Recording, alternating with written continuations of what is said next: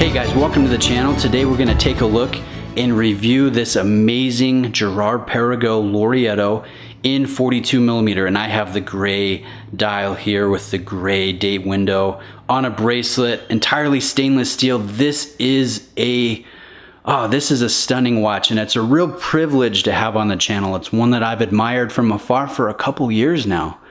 My friend Ross in Michigan sent it to me for me to present on the channel, and also mentioned it is available for purchase if you should be interested. So more details on that throughout the video. But the Laureato, this represents a nice value proposition within the high horological segment of the market. You know, to me, this compares more favorably with the AP Royal Oak and the Patek Nautilus than it does to lower end pieces like the Hublot Classic or the IWC Ingenieur. And what's interesting is in 1972, Audemars Piguet released the Royal Oak. You know, very beautiful, linear, angular, tapisserie dial, stainless steel, and it was incredibly popular. It was done in a mechanical movement, and then 3 years later, in 1975, GP released the Laureato. So it really was the second watch on the scene. It predated the Patek Nautilus, the Ingenieur SL, the 222 from Vacheron, the Oyster Quartz from Rolex, and of course the Hublot Classic. This one really was the second on the market that had that kind of 70s style with a texturized dial, with an integrated bracelet, with just kind of bold design elements for a sports watch. So yes, I can see some design DNA taken from the AP. You know, the Clou de Paris dial is very different from the tapisserie dial, but you still have some octagonal form here in the bezel. The original watch, it was a lot more subdued, I guess you could say. The circular octagonal bezel was a little bit more slender. The Clou de Paris dial was a little bit tighter. And what was interesting, GP utilized a quartz movement, a high-end quartz movement. And it wasn't until the 1980s that they put a mechanical movement inside the Laureato. And if we look at this 2017 version, you'll see those elements, but just, I guess you could say, enlarged. The bezel is a little bit more dominant, very finely finished and executed. You still have the horizontal satin brushing found throughout the case and the H-link bracelet. It's very well done. And if we take a look at the dial, you'll notice the sharpness and the clarity here under this anti-reflective treated sapphire domed crystal. And I mean, I've looked at this, and as I've filmed this review and done macro video, I mean, it's easy to see blemishes or mistakes or dust or lint or foreign material inside a dial. This is perfect. You'll see just a sharpness, and you know, it's done at a level that's frankly just impressive. This is high horology, you know, where a master watchmaker is hand finishing, hand assembling, hand regulating, and assembling a watch. I mean, it's a different feel than a mass-produced piece from a mainstream brand. It's very special. Now let's take a look at the movement here. You can see it through a sapphire exhibition window. This is the Cal 1800 from JP. It is an in-house manufacture movement. Again, it is done and finished by hand, and it is beautiful. Some specs: 28,800 beats per hour, 28 joules, 54 hours of power reserve, and some nice components as well: a Glucidor balance, a Niverox hairspring, and an Inca block shock absorber. Now this rotor is unidirectionally winding, so if you get your wrist in the right position, I mean, you really can kind of feel the rotor spinning around.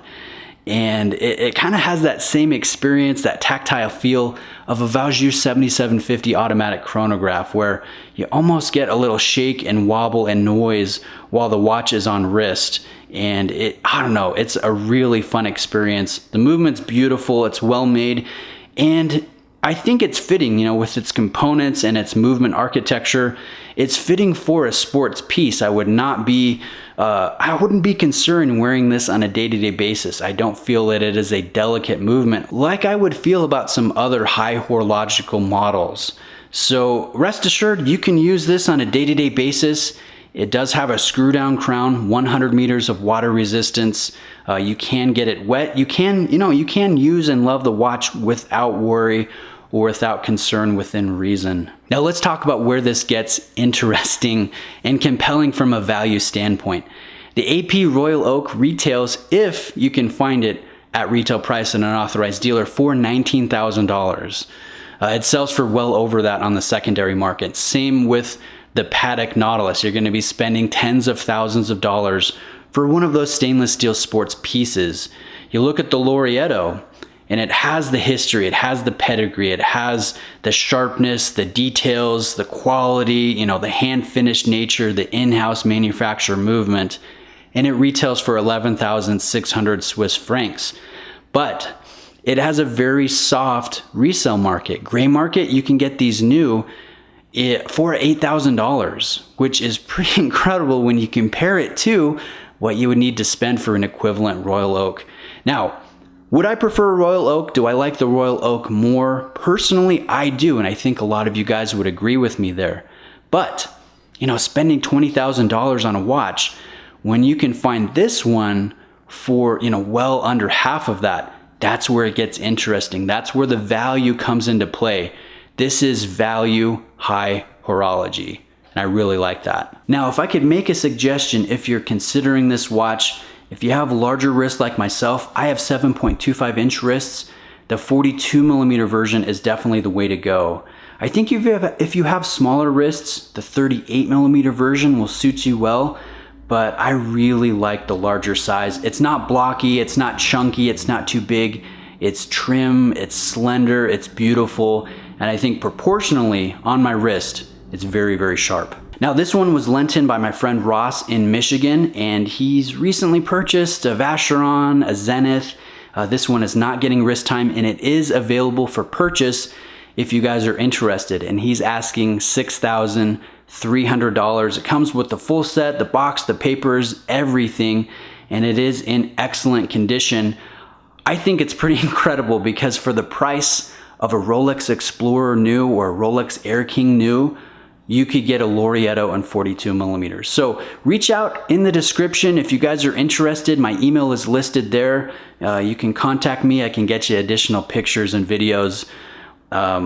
If you're interested in the watch, if it doesn't end up selling, I'm pretty sure that I'm gonna be buying it from Ross because I'm in love with it. It's such an impressive piece, and I do love value purchases when it comes to just when it comes to the hobby. So let me know if you guys are interested.